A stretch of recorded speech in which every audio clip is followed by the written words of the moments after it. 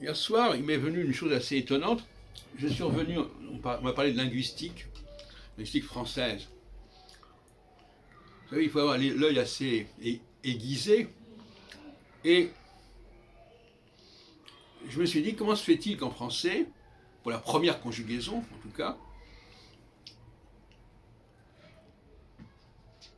on n'ait pas de consonne à la troisième personne du singulier.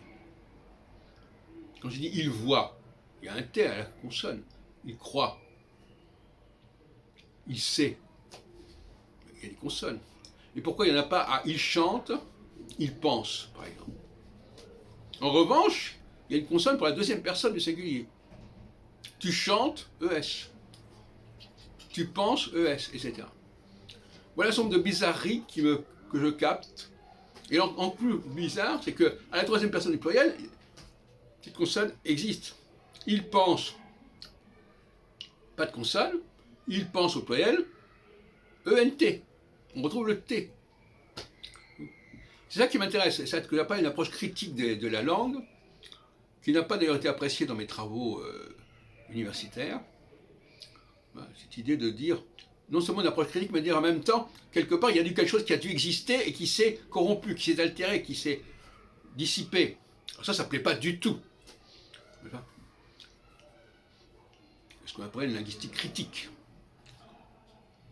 Donc, on regarde à l'anglais. L'anglais, par exemple, il marque systématiquement par un S la troisième personne du singulier. Nous, en français, pour la première conjugaison, ça ne marche pas, on vient de le dire, mais pour les conjugaisons, on a le T, qu'on a en allemand, er sagt. Voilà. Donc la première conjugaison est déficiente. Et elle est déficiente aussi, on l'a déjà remarqué plusieurs fois, à propos du marqueur du participe passé. Il a chanté et pas de consonne.